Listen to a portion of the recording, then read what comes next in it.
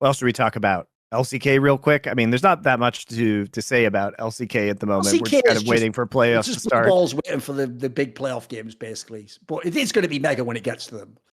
I mean, like, hopefully. If you look at some of the possible matchups, this could be really fun playoffs.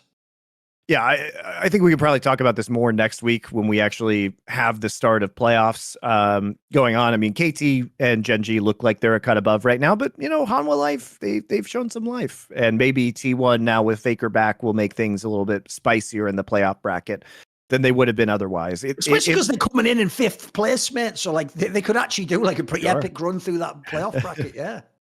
I'm not sure they're going to be good enough to take out Hanwha in their current form. Maybe D+, though. Maybe D+. D+ would be a very interesting match. I could see D+ fucking that up, mate. Oh, for sure. They fuck up a lot of things these days. You watch those Gen G games, you will see that on display this last week. D+ had some very winnable game states in both of those games, managed to lose 2-0. I'm like low-key looking forward to the HLE versus Gen G match happening, just to get a power check on HLE, because Gen G at least will want to win that game because they are they want to be potentially in competition for the first seed. So losing to, playing a more passive series is not what I think we're going to see from Gen G. They're going to want to continue to press forward and win to see if, KT accidentally stumbles against Nongshim or Live Sandbox, which are happening later in the week, which would potentially enable Gen G to retake number 1 seed. So here's the thing. The best part about the LCK is that the narratives always, it's like history, it's cyclical. It's not that they're new narratives, it's just old ones return, ready for the next cycle. And so the joke is, unironically, Monte already done fucked up and disobeyed his own rule and got excited about KT Rolster.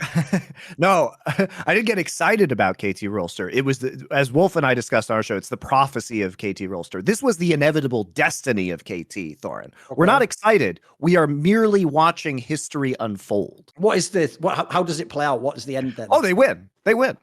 Do they win worlds afterwards? No. Okay. Well, even in the prophecy, they don't win. Okay. It's a Korea-specific prophecy, but also ignore the fact that Worlds is in Korea. It's a Korea-specific prophecy that will end at the end of August, and at that time, they will no longer be good. By the way, the amount of individual games they have won this split is unbelievable as well. Like, bearing in mind that roster, no one had that being the number 1 roster. That's fucking very impressive. Quite frankly, they're only going to drop 1 game this week. Dude, they could easily end on 36 wins or something ridiculous. Yeah, they could get it. They could get as high as 35 and 5. Yeah, 35 and 5. That's pretty bonkers when you consider where this team came from at the beginning of the year. That's very impressive. Yeah, they've done a really great job, and the meta has suited them really nicely. Yep. They're a really complete team right now, which is not really, there's some very glaring flaws in all of the other LCK rosters, including Gen G, but mostly that's just Doran's laning phase. And if sometimes Thorin just pops off for a week or two and has a very good laning phase, and then all of Gen G's big problems kind of disappear. But it's not consistent. Whereas KT has had a very, very good floor, and they've dimensionalized the way they play as a unit over the course of the year to a lot of very different team compositions. And Cuz is doing well. Cuz could regress at any point in time. That's the real fear if you're a KT fan, is that Cuz starts to suck for whatever reason, because the rest of the players have been just really, really good. Do I think KT really has a shot against JDG? I think that's unlikely. I don't think any team really has a shot against JDG. Especially, maybe in a single elimination bracket they do, but in double elim, I think it's even, not that JDG has even needed that second life, as you pointed out earlier, Thorin, but I think, beating them once is proven hard enough. Beating them twice, I think, is virtually impossible. So maybe somebody gets lucky in single elim and can knock them out of the tournament. But the only thing is, though, I will complete my prophecy from earlier this year. I told you 2 things. I told you, 1, that MSI, once they play that double elim playoff bracket, will be the best tournament in League of Legends history. And 2, everyone at the end of Worlds will be like, fuck, why wasn't that a double elim bracket? Because when I even look at these teams now and I'm thinking of all the teams going, mate, imagine if it was the MSI format. Oh, baby, that would be fucking insane. You can have every matchup you want. You can have LNG versus fucking Gen G and JDG against KT. You can have it all, BLG against T1, whatever matchup you want, you can have it. It would be the shit, mate. Yeah, and we don't know what patch Worlds is going to be on, so it's hard to know, which teams are going to be activated. But if the meta doesn't change very much, KT looks great. They look great. I love watching this team play. It's so satisfying to see Keen's career be revitalized after a dumpster fire of a year last year.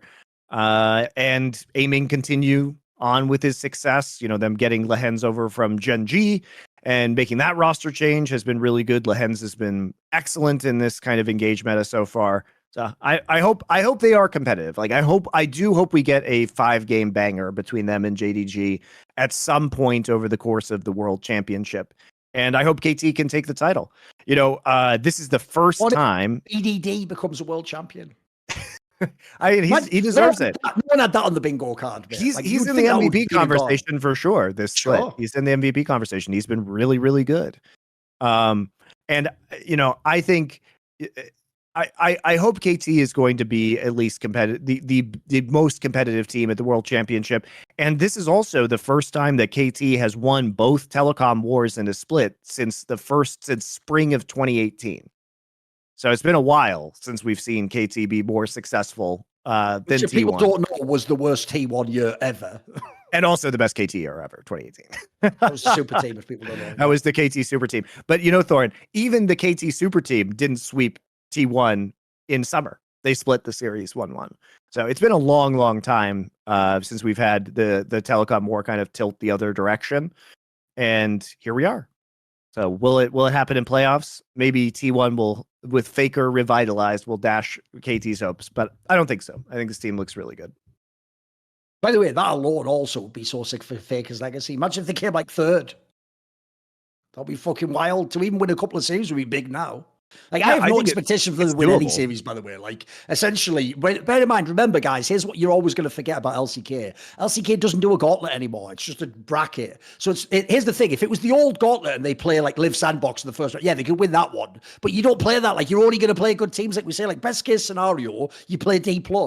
You should still lose that series as well. Like, T1 actually shouldn't win any playoff series. It's why they're actually going to be in a tough spot for going to Worlds. Like, there's a very real chance they're not going, mate.